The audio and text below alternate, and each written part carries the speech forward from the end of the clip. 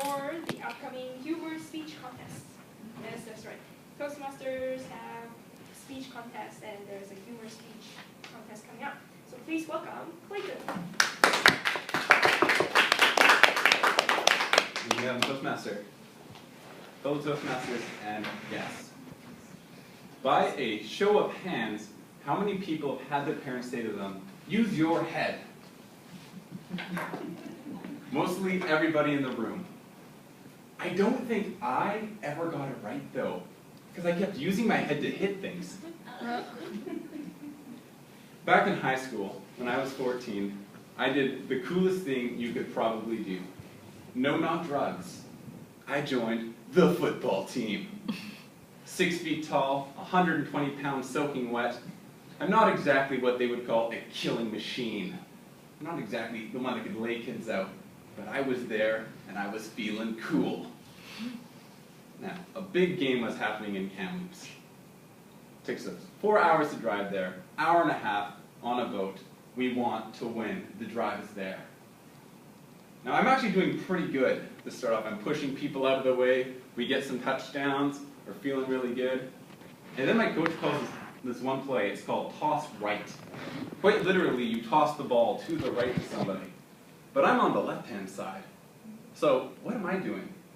Well, my job is to quite literally bend over in this position and fall into the kneecaps of my opponent. But I noticed that my shoulder pads aren't very hard. So I thought, what is the hardest part of my body? And my mom's voice started ringing in my head. Clayton, just use your head. So repeatedly, toss right, toss right, toss right. I repeatedly used my head to hit kneecap, hit kneecap, hit kneecap. Inevitably, I lost some brain cells and got a concussion. But we won the game. Hooray for teamwork. Now, I played football for the rest of my high school career, and I didn't get any more concussions from that. But I did take up another sport. It was called longboarding. So majestic sounding. Now, if you have never heard of longboarding or seen it, it's essentially a big skateboard. It's got 4 wheels and its purpose is to go down hills really fast. My top speed I've ever gone is 80 kilometers an hour. Wow. So feeling confident in my ability, I decided to partake in a race. I get there, race day, I see the hill, I quickly back out of the race. But I did try a free ride, and that is where there's no pressure, you can go down the hill. Protecting myself with plastic covering almost every inch of my body, big helmet, literally body armor, I've got big plastic pucks on my hands and knee pads, I proceed down the hill. The first 100 feet were not bad. It was the other 900 that really got me. Getting scared and my legs shaking, I decided to jump off my board, and I see a hay bale coming up. And this is what cows eat, and they're supposed to stop you from falling over the edge of a cliff in a race. Well, it did, but it hurt. Let me explain what happened. I'm now on my hands and knees, plastic pucks on my knees and hands to make sure that I don't get scraped, sliding 50 kilometers an hour into the hay bale. I have 3 seconds to decide what I'm going to do. Initially, like any smart person would do, you protect your face because it's the money maker. It makes the money in the house. And then I thought, no way, that's going to break my shoulder. So I put my arm down. 2 seconds left. I turn sideways, ready for a ribcage blow. Physics explains that the more surface area you have, the less it should hurt. Physics does not talk about broken ribs. So I proceeded to turn myself right way around. 1 second left.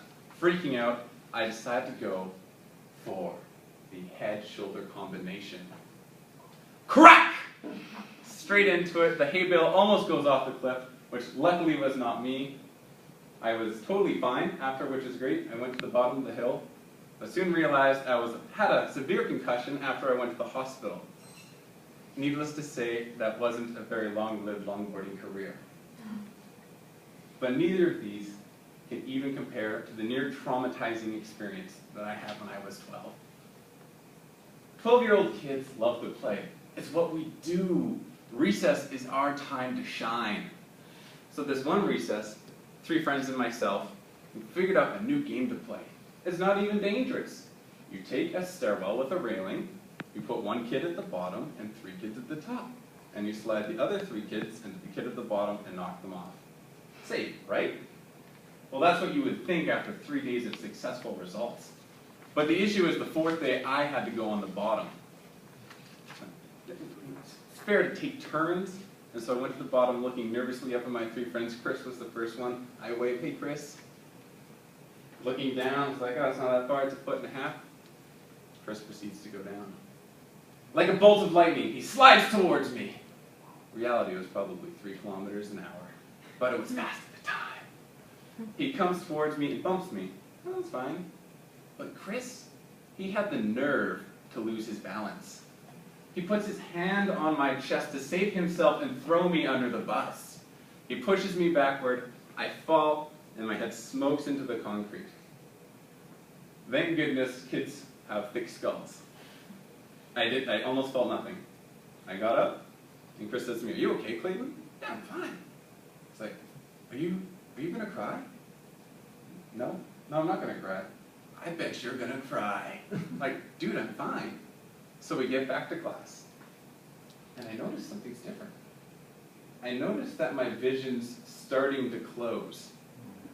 Now, if you've never had a concussion, your vision starts to deteriorate or temporarily lose it if you hit your head hard enough, and that was what happened to me. So back in the corner of the class, I shakily put my hand up, starting to cry. 12 years old, going blind. I'm like, "Mr. Williams, I can't see anything." Thank goodness my brother came that day. He forgot his house key. Hooray for his poor memory. As he took me out of the classroom, Chris leans over and whispers to me, "I told you you were gonna cry." What kind of friend does that? Needless to say, these concussions have built something into me, things I can take out of each one. The first one is using my head to think and not to hit with things. Secondly, the decisions you make now will affect you immediately and long-term effects in the future. And lastly, you cannot lose the sight of what's going to happen in the future lest you go astray. So those are the things I've taken out of my concussions. I guess my woman's right, so that's why I'm going to be an accountant. It's a lot safer. Yeah. Not a Toastmaster.